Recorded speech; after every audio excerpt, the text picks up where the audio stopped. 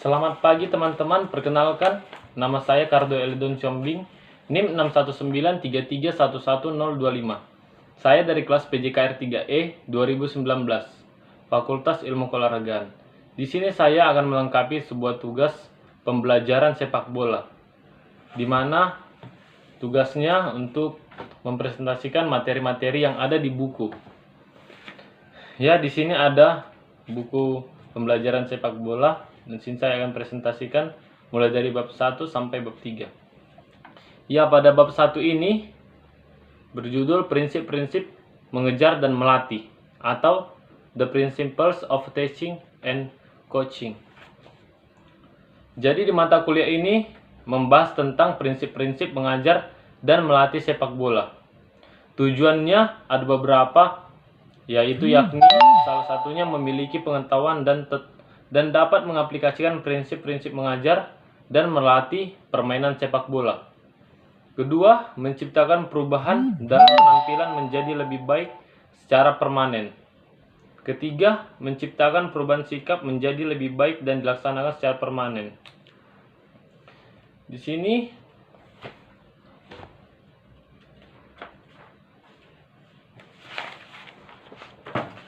untuk menjadi seorang pemain muda, usia memerlukan atribut berikut ini. 1. Persyaratannya, yang pertama itu kondisi yang fit. Kedua, mempunyai rangkaian teknik dan skill yang baik sekali. Ketiga, pengetahuan sepak bola dan pengertian pemain itu sendiri mengenai permainan sepak bola atau game understanding. Peranan dalam pengajar atau pelatih. 1. Pengetahuan mengenai permainan sepak bola. Pengetahuan bagaimana manusia belajar. 3. Ia harus beri inspirasi. 4. Ia harus meminta pemainnya memberikan penampilan yang berkualitas. 5. Logika. 6. Sabar dan ulet dalam menghadapi hambatan-hambatan. 7. Antusias atau keinginan yang berkobar-kobar. Dan terakhir, konsentrasi pada tujuan. Jadi poin-poin berikut kita harus mempunyai, karena kita sebagai peran dari pengajar atau pelatih wajib mempunyai ini agar memacu para tim ataupun murid-murid kita untuk menjadi pemain yang lebih baik. Adapun faktor-faktor dan yang berhubungan dengan kepelatihan yang efisien dalam sepak bola, yang pertama itu organisasi.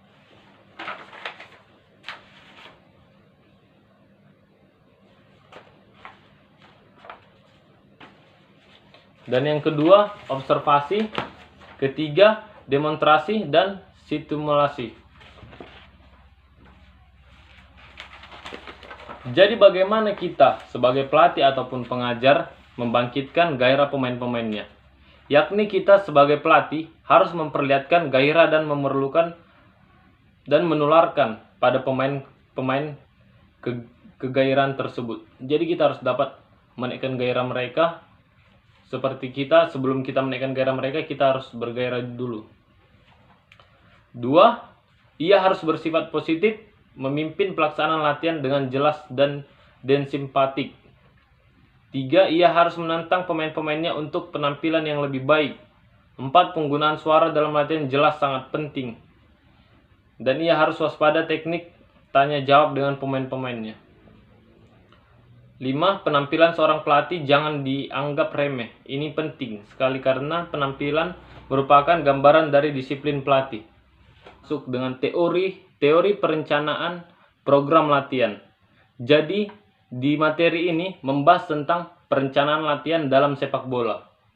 Tujuannya salah satunya memiliki pengetahuan dan keterampilan serta dapat mengaplikasikan perencanaan latihan secara makro dalam permainan sepak bola.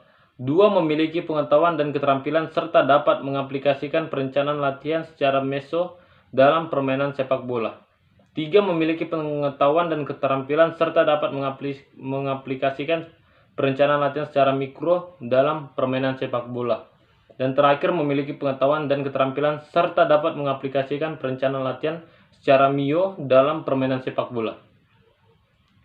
Jadi dalam materi, suatu pedoman yang mengikat secara tertulis berisi cara-cara yang ditempuh untuk mencapai tujuan masa mendatang yang telah ditetapkan.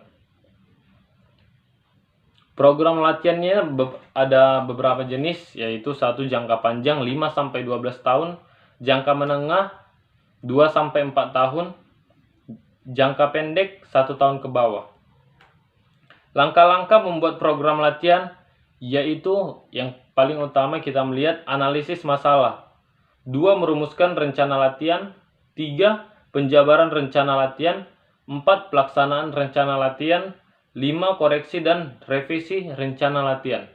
Dan terakhir, kita evaluasi hasil rencana latihan tersebut.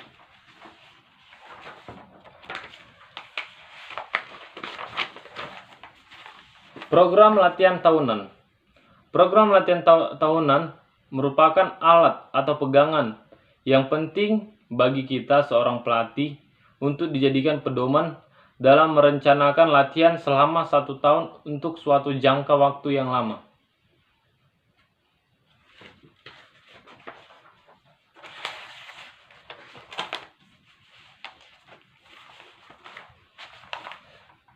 Periodisasi. 1. Proses membagi-bagi program latihan tahunan ke dalam beberapa tahap latihan atau phases of training atau musim-musim latihan. Program latihan tahunan dalam kebanyakan cabang olahraga pada dasarnya dibagi dalam 3, yaitu 1. Tahap persiapan, 2. Tahap pertandingan, 3. Tahap transisi. Jadi tahap persiapan itu bisa contohnya 4 bulan, terus tahap pertandingannya 7 bulan, dan transisi 1 bulan. Itu contoh modelnya 1. Kita ambil model kedua, misalkan persiapan 3 bulan, pertandingan 7 bulan, transisi 2 bulan.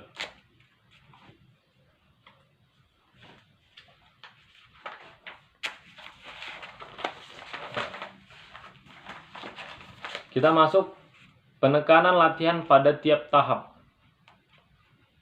Umumnya latihan pada tahap persiapan menekankan pada latihan kondisi fisik serta keterampilan dasar, pengaturan volume dan instansi latihan. Sebagai pedoman dalam merencanakan volume dan instansi latihan ialah pada tahap persiapan penekanannya pada volume atau kualitas latihan, sedangkan intensitas latihannya relatif masih rendah.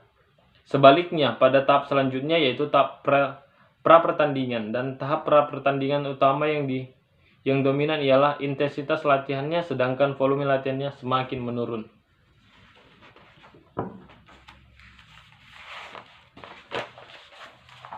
Program latihan. Jadi dalam program latihan kita harus dapat membuat periodisasi latihan.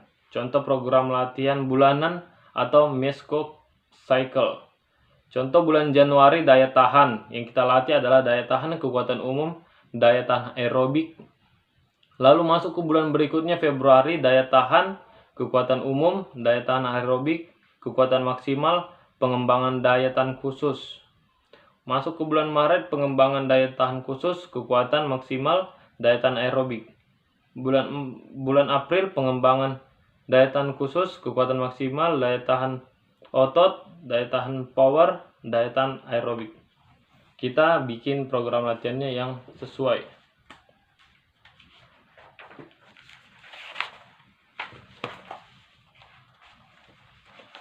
Dan program latihan bulanan mesocycle seperti hariannya. Contoh bulan Januari minggu pertama, Senin itu kekuatan umum, Selasa daya tahan umum, Rabu kekuatan umum, 4 atau Kamis daya tahan umum, Jumat kekuatan umum, Sabtu daya tahan umum, dan pada akhir minggunya atau hari Minggu melakukan istirahat.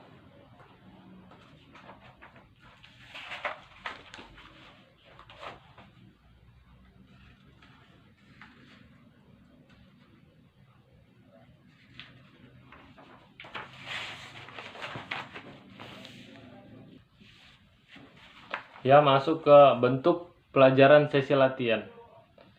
Dalam bentuk pelajaran sesi latihan, kita yang pertama pelajaran sesi latihan dapat diorganisasikan dalam beberapa bentuk latihan untuk mengkombinasi akomodasi atlet secara individu atau kelompok.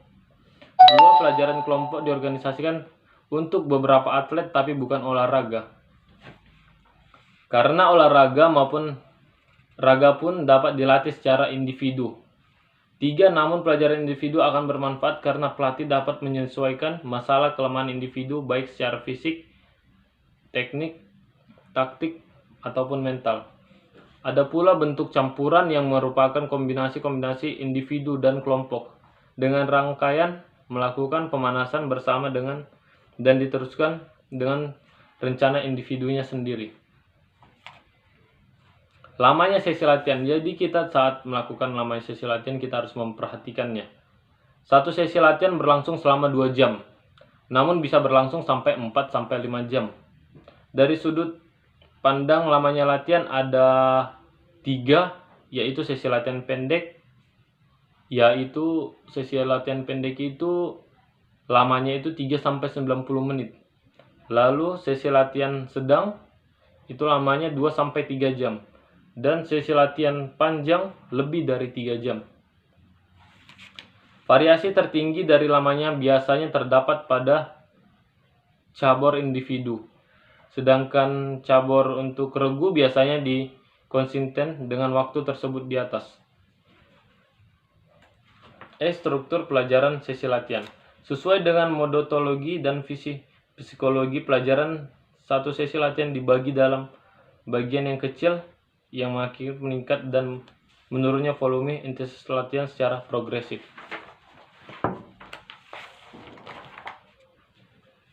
Dan bagian inti 1. Sasaran dari sesi latihan harus dicapai dalam bagian ini. 2. Setelah pemanasan yang memadai, kita mencoba untuk belajar teknik dasar dan manuver taktik, meningkatkan kemampuan biomotorik dan meningkatkan kualitatif kemauan.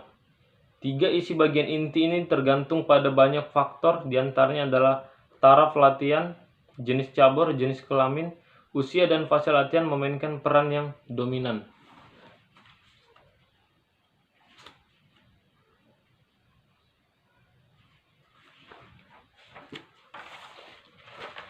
Jadi kesimpulannya, setelah melakukan pekerjaan yang melelahkan dalam bagian inti, dianjurkan untuk menurunkan kegiatan secara progresif untuk mencapai tingkat biologis dan psikologis semula. 2. Pada akhirnya bagian inti pelajaran, hampir semua atlet sudah mencapai fungsi tubuh mendekati maksimum yang mengembalikan aktivitas secara progresif. Itu adalah sebuah kesimpulannya.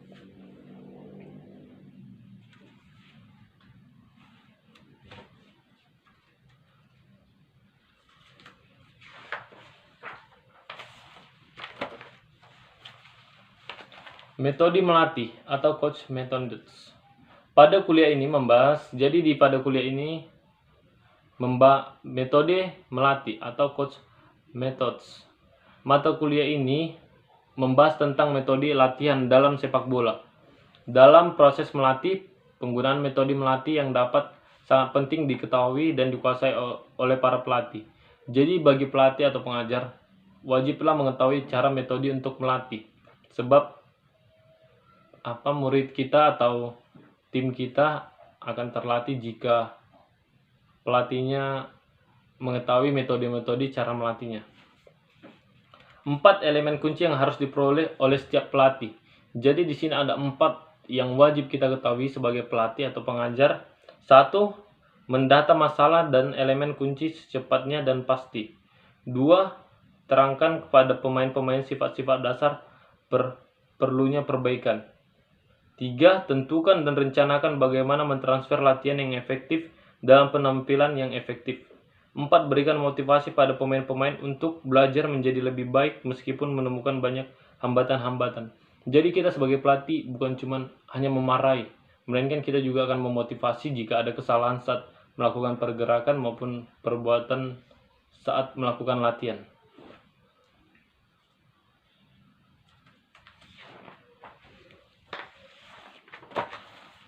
Kita masuk metode latihan.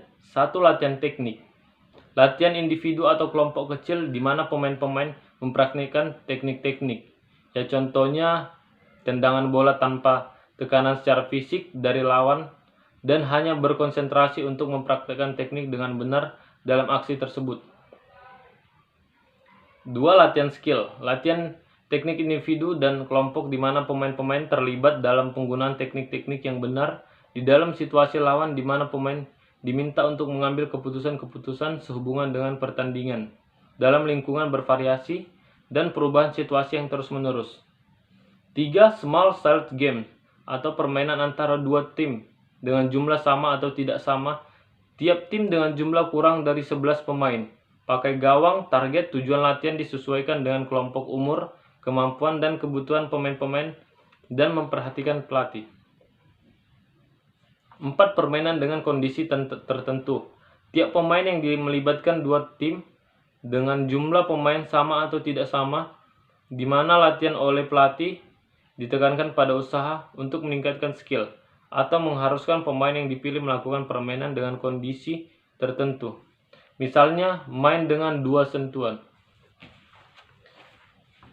Berikutnya yang kelima, latihan kelompok. Latihan 2 kelompok pemain.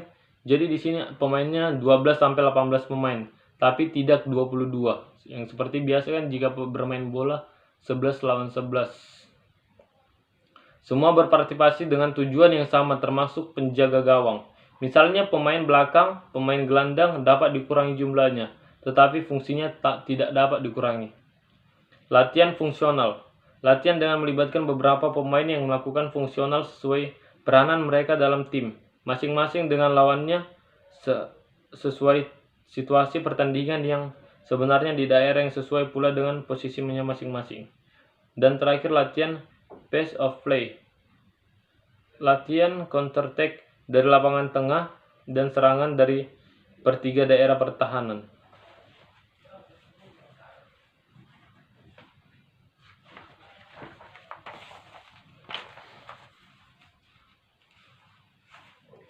Di sini masuk ke bagaimana memilih metode latihan. Jadi metode latihan sangat tergantung dari kemampuan, umur, dan tingkat perkembangan pemain-pemain atau siswa-siswa kita atau tim kita. Jumlah pemain dalam tim, fasilitas lapangan yang digunakan, dan sasaran latihan. Itu sangat mendukung atau membuat metode latihan kita lebih baik. Metode melatih dan cara memilih latihan yang akan diberikan berubah-ubah sesuai kemampuan dan tingkat kemajuan dan juga pencapaian sasaran latihan yang direncanakan semula. Jadi metode latihan itu dari awal dan akhir itu berbeda karena setiap contoh kita menggunakan metode 1 untuk latihan jangka 6 bulan. Jika sudah berkembang kita ubah lagi metodenya lebih meningkat.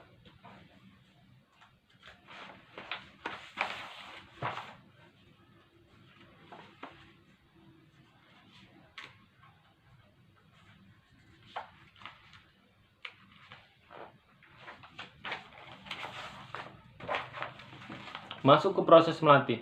Pada saat pelatih telah memutuskan bagaimana cara yang paling baik untuk mempengaruhi para pemainnya dengan metode melatih yang dipilihnya.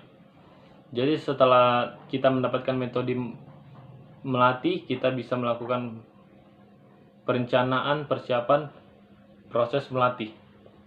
Proses melatih suatu sesi. 1. Organisir latihan. 2. Awal latihan. 3. Observasi latihan. 4. Identifikasi latihan. 5. Hentikan latihan. 6. Melatih. 7. Pengulasan. 8. Latihan dimulai lagi. Itu adalah proses melatih satu sesi.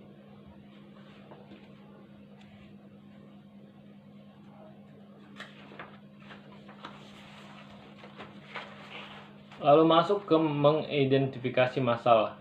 Dalam teknik masalah kontak dengan bola, masalah timing waktu yang tepat, mengambil keputusan timing, pengertian dan tujuan-tujuan latihan, prioritas dalam situasi-situasi permainan, fisik, kekuatan, daya ledak, atau stamina, kematangan atau masalah pengalaman.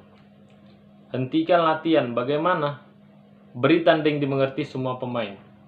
Jadi saat melakukan atau menghentikan latihan, kita memberi tanda sebelum melakukan permainan. Bagaimana tanda berhentinya?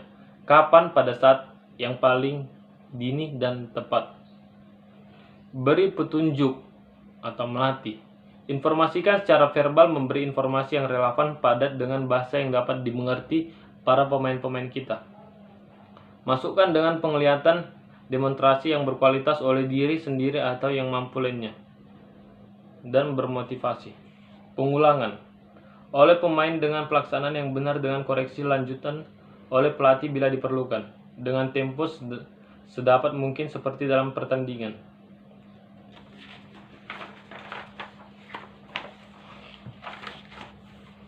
Gaya permainan atau spesifikasi. Yang pertama, fisik. Speed and agility atau kecepatan yang dengan ketangkasan. Lalu endurance, daya tahan, itu adalah komponen-komponennya. Lalu ketahanan dan kekuatan, itu adalah komponen di fisiknya. Yang kedua, taktik. Komponennya yaitu passing dan receiving atau mengumpan dan menerima bola. Lalu shooting atau melesetkan tembakan. Lalu ball control and running atau kontrol bola dan berbalik dengan bola.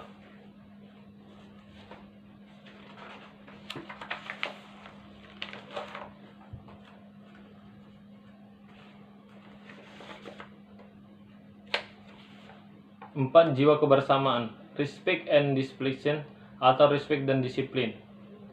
Lalu compression atau kerjasama, lalu comparativeness atau menumbuhkan jiwa komparatif.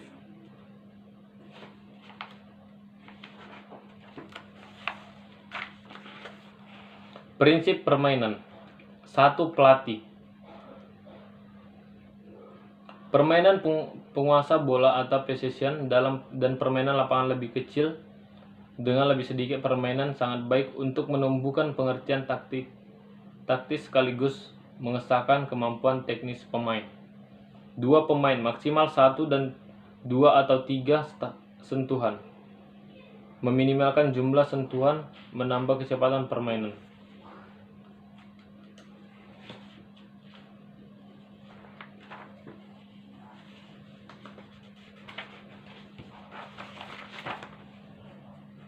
Tim, semua pemain bertahan dan semua pemain menyerang. Ciptakan situasi, menang jumlah. Konsep latihan. Proses pembinaan yang benar, yaitu fasilitas faktor pendukung, pembina, lalu program pembina sehari-hari.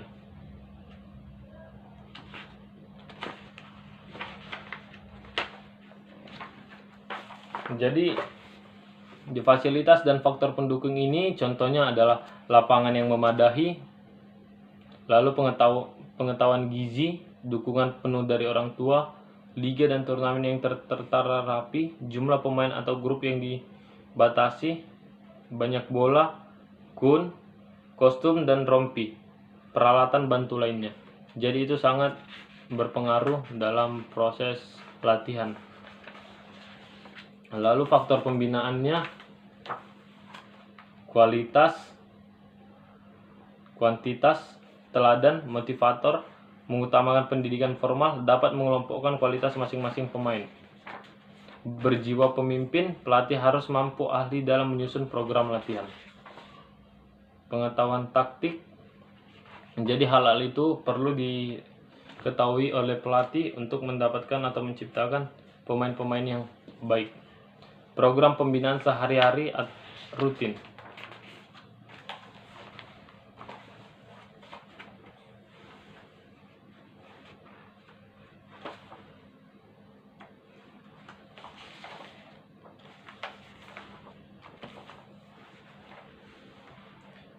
Masuk ke teori melatih fisik. Untuk melatih fisik pemain-pemain kita, satu komponen latihan fisik, yaitu kita bisa melakukan komponen latihan fisik, yaitu kecepatan atau speed. Meskipun pemain kita ada batasan genetiknya atau ada kekurangannya, tetap harus dilatih. Latihan speed ini sesuai realita pertandingan. Contohnya maju, mundur, balik arah, dan lain-lain. Latihan speed, awal latihan, ingat warm up dulu. Tiap 10 meter sprint, 1 menit istirahat. Jadi kita suruh pelatih murid kita atau yang kita latih sprint 10 meter, lalu istirahat 10 menit, sprint 1 meter, 10 meter, sprint, istirahat 1 menit. Itu berguna untuk melatih daya tahannya juga. Cara memperbaiki kecepatan, perbaikan start. Kita lihat start saat melakukan lari sprintnya, penempatan posisi yang menguntungkan, melatih kemampuan beraksi, cepat mengambil keputusan.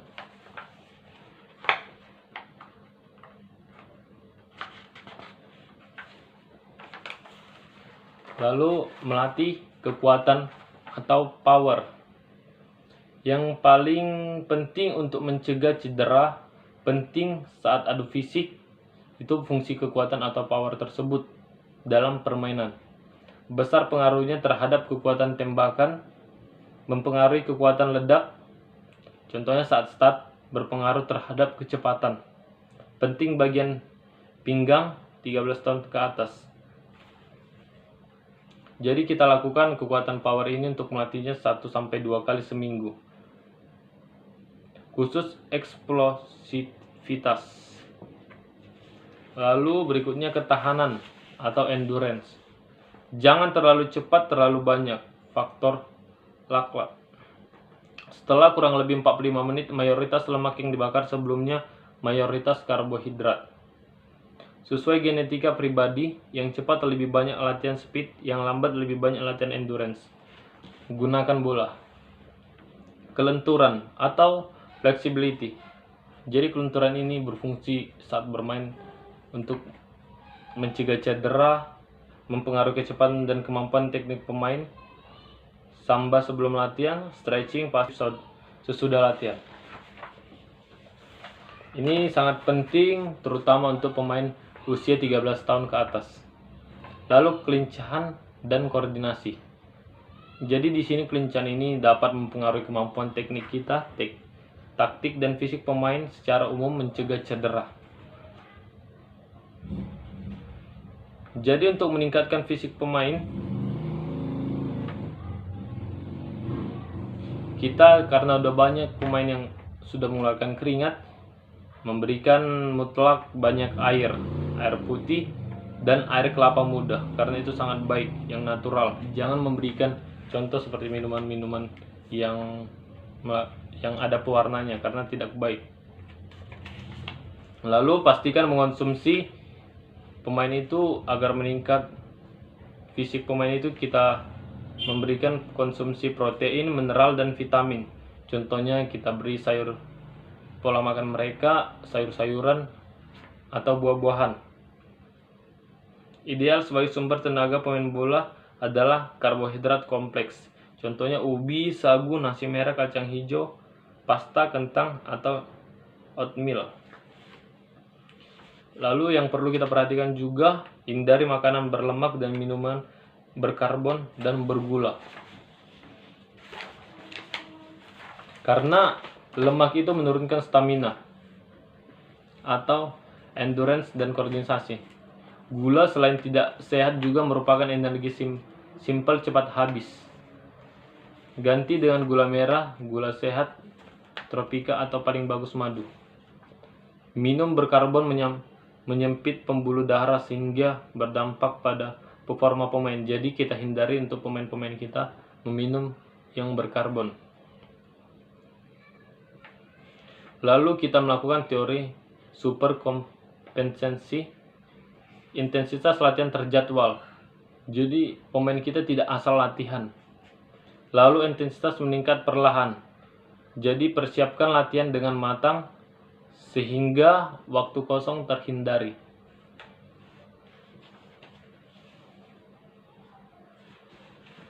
Dan kita memberikan latihan-latihan interval. Contohnya idealnya jogging dulu baru kemudian stamina dimantapkan. Interval bisa dengan bola dan tanpa bola. Latihan interval tidak melulu harus pakai bola. Sepak bola adalah olahraga interval dalam sebuah pertandingan. Ya, jadi itulah jika kita lakukan teknik-teknik tersebut, fisik pemain akan meningkat. Seperti makanan yang teratur, jaga pola makannya, makanan yang sehat, vitamin-vitaminnya, dan latihan yang tidak asal-asal. akan meningkat. Fisik tersebut akan meningkat dengan latihan yang terprogram rapi, istirahat dan cukup, dan makan atau minum yang benar. Untuk itu diperlukan pengetahuan kita sebagai pelatih atau pengajar, serta kesadaran pemain bahwa asal berlatih.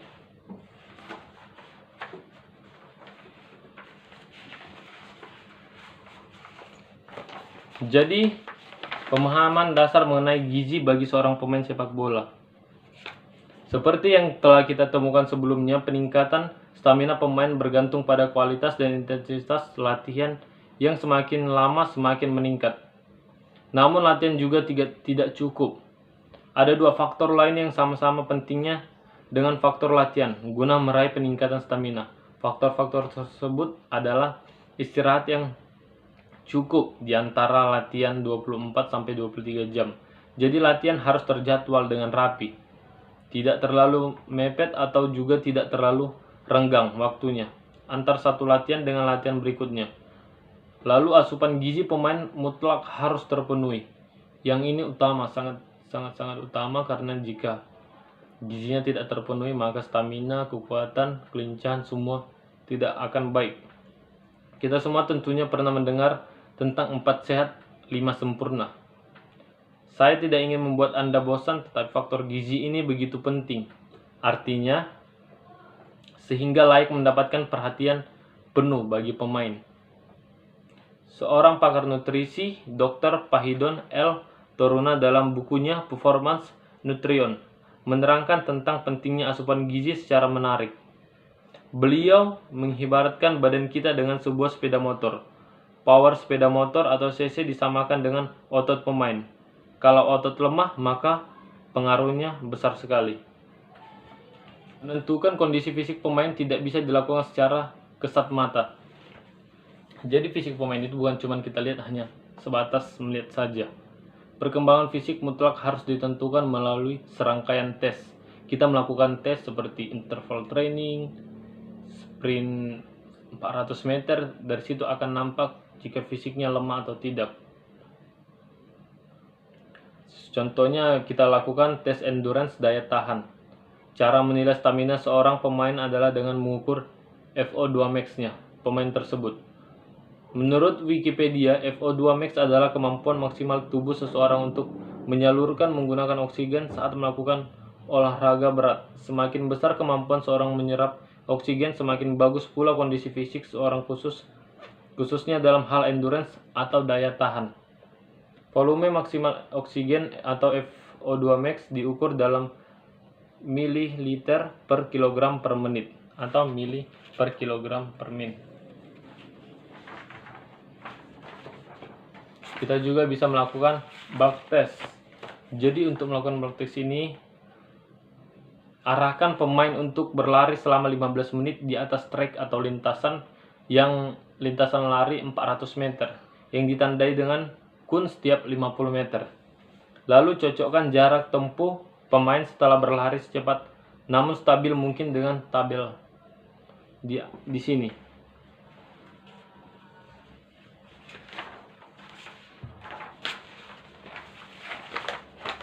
Lalu kita bisa melakukan sprint test. Jadi untuk melakukan teknik-teknik latihan dalam permainan sepak bola, untuk teknik-teknik kecepatannya, ketepatannya, kelincahannya, maupun koordinasinya sudah saya buat di video bagian 2 di channel ini. Bisa ditonton oleh teman-teman. Dan untuk melatih pemain, contohnya melatih kiper, ada pada video bagian 3. Ya, itu adalah presentasi saya pada materi buku pembelajaran sepak bola. Jika ada kekurangan, kesalahan, perkataan maupun perbuatan, mohon dimaafkan. Selamat siang, salam olahraga.